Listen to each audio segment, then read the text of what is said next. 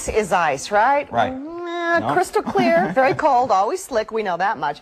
But for sports, did you know there are such things as soft ice and fast ice?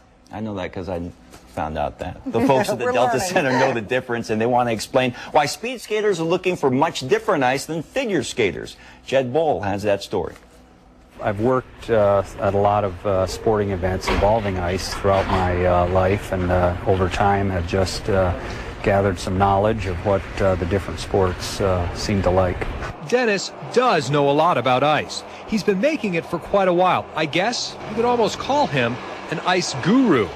And even if the subject of ice seems to be of little concern for most of us, for the athletes who have to skate upon it, it could very well mean the difference between victory or defeat. The fastest is the lap time is 111 meters around the track. It actually takes me about 8.3 seconds, sometimes a little faster, and that's exactly at 35 miles an hour. And you'll see in some of the longer races, you'll see a lap times 8.7, 8.8, 8.9, and that's a little closer to 30 miles an hour. During practice, we had the opportunity to talk about what kind of ice makes guys like Rusty happy. Me, myself, I like the fastest ice possible. So what do the athletes think about this venue?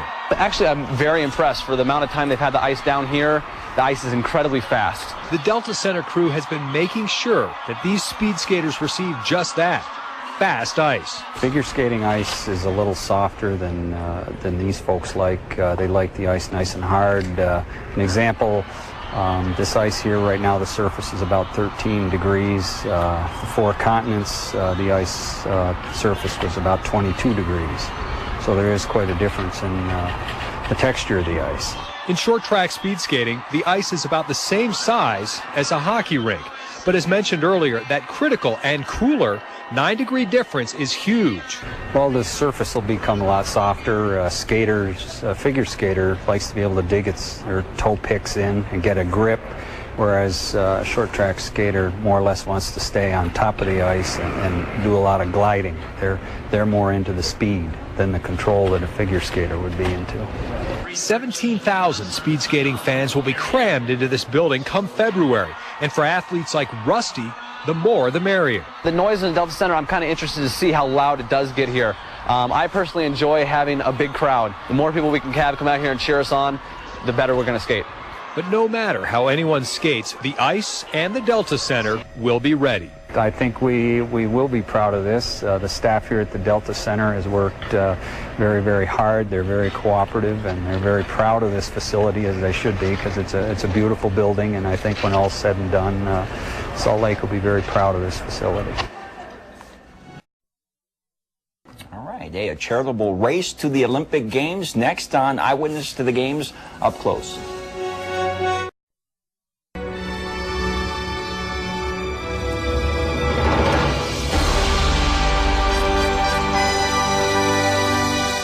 Well, 104 days to go until the 2002 Winter Games. But there are several activities that you can participate in the next few weeks. Tickets to the Paralympic Winter Games go on sale November 12th. And if you haven't still gotten enough of speed skating, on December 1st through the 2nd, it's World Cup long track speed skating. That'll be at the Olympic Oval in Kearns.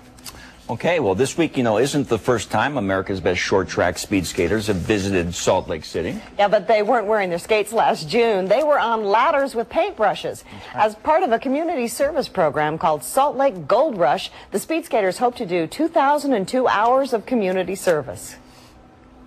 Michael Thompson broke his back in a construction accident 13 years ago.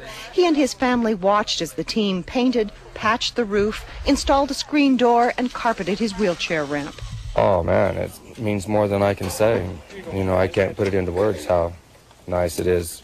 These athletes come from more than a dozen states. U.S. Speed Skating's Gold Rush Volunteer Project is a way for athletes to really connect with Utahns, giving back to a community they hope will support them.